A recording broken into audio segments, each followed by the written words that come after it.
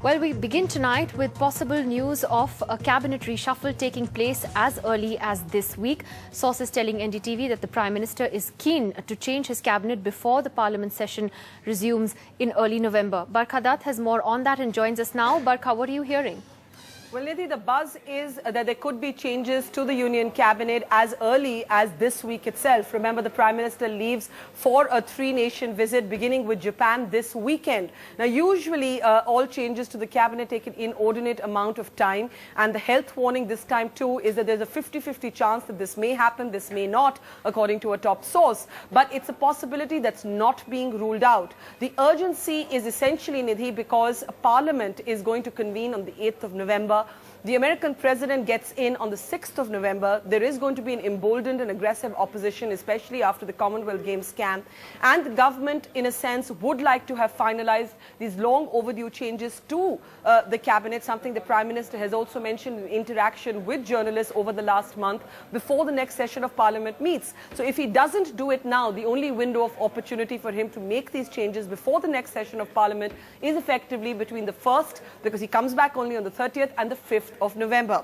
Of course, the Commonwealth Games controversy itself, Nidhi, and if we can begin looking at some of the individual changes, the Games controversy itself has brought two key ministries under the scanner and under a fierce amount of criticism, the Sports Ministry and the Urban Development Ministry. Now that there's a multi-agency probe into corruption allegations swirling around the Commonwealth Games, MS Gill and Jaypal Reddy are two names that could see an exit or at least a change in any reshuffle that happens whenever it does. But we are hearing that it is a reshuffle that could happen as early as this week. That the Games controversy, in a sense, has only underlined and reinforced the need for changes to the Union Cabinet.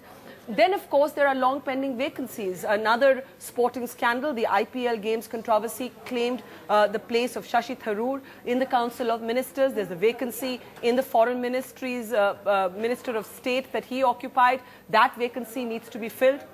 Then there is Sharad Pawar, who with his cricketing career on the side has openly spoken about wanting to relinquish his second portfolio. He wants to retain agriculture and give up food, civil supplies and consumer affairs.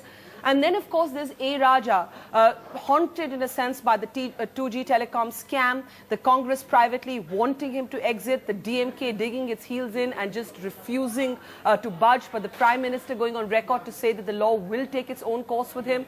These are some of the obvious changes, apart from, of course, any performance assessments that the Prime Minister has the privilege to make. The big question, of course, is the politics of it. There are allies involved, there is political management involved, and there is the individual sensitivities of many of these high-profile personalities involved. And this is a party that doesn't routinely like to shake the boat. It's a status quoist party, often likes to avoid change. So many people believe that 2 to 3 days will not be enough of a window for this government to effect changes, but equally a possibility that's not being ruled out by highly placed sources. Nidhi? All right, Barkha Dutt, thanks very much for that. Our group editor, Barkha Dutt, bringing us up to date there on a possible cabinet reshuffle perhaps in the next few days. And let's go over to Manani Chatterjee now. I hate this story sometimes because it comes up every few months and it's always maybe, will he, won't he? But are you hearing anything? Or is it still... I think it is one of those, as you say, it's one of those lean day stories. When you have nothing to do, you say there could be a cabinet reshuffle. Because when you say 50-50, you'll never go wrong. I mean, if it happens, oh, yes, I told you so. And if it doesn't happen, you can say, well, it didn't happen.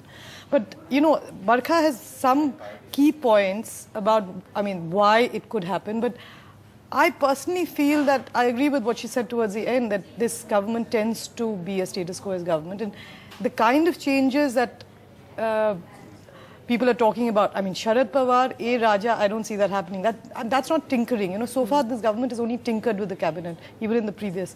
If you have a sweeping change and to take action against, or deemed to take action against by shifting them out, Jaypal Reddy and MS Gill, it is prejudging the probe, The probe has to happen.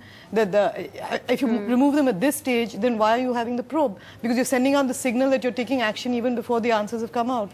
Or is that a way of deflecting attention from, say, the Delhi government and the OC? So it will actually lead to more questions than answers. So my guess is that I would be surprised if they go in for something sweeping like this just before the Obama visit and, just after the games. I would be surprised. But then, I think it's one of those 50-50 stories.